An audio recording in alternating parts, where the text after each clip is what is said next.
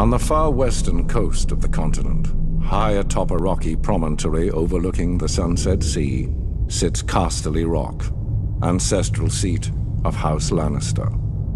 Below it lies Lannisport, one of the great cities of Westeros, a center for trade, culture, and the great Lannister fleet. There are a number of gold and silver mines in the Westerlands, making it the richest region in all of Westeros. One of the most productive mines lies beneath Casterly Rock itself, making House Lannister the wealthiest of all the noble houses. This allows House Lannister to finance many endeavors of other noble houses. Even the king himself has sought credit from Casterly Rock from time to time. We Lannisters claim our descent from the Andal invaders, and through the female bloodline, Lann the Clever. According to the legend, Lann, using only his wits, won Casterly Rock from the noble House of Casterly during the Age of Heroes.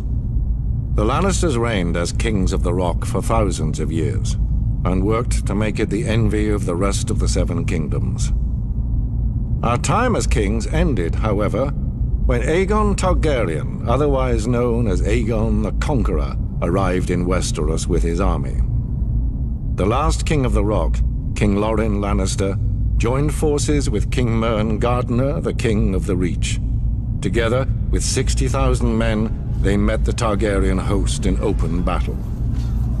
History tells us that Aegon unleashed all 3 of his dragons, slaughtering 4,000 men at what came to be known as the Field of Fire. King Mern himself was burned alive that day, and House Gardener turned to ash with him.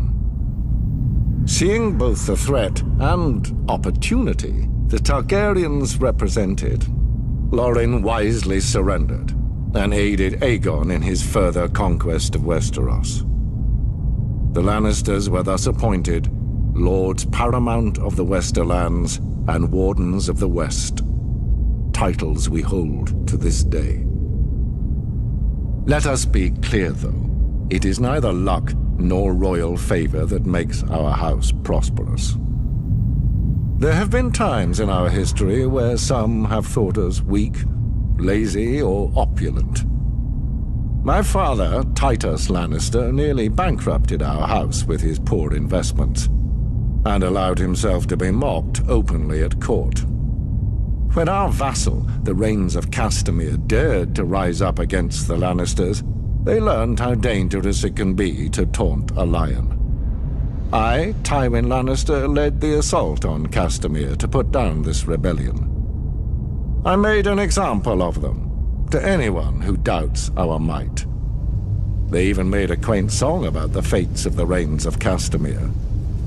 Sadly, there are no Rains left to hear it.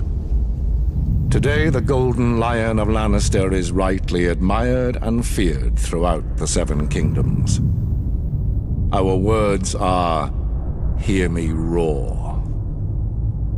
But there are other words that should be remembered when crossing a lion of Casterly Rock. A Lannister always pays his debts.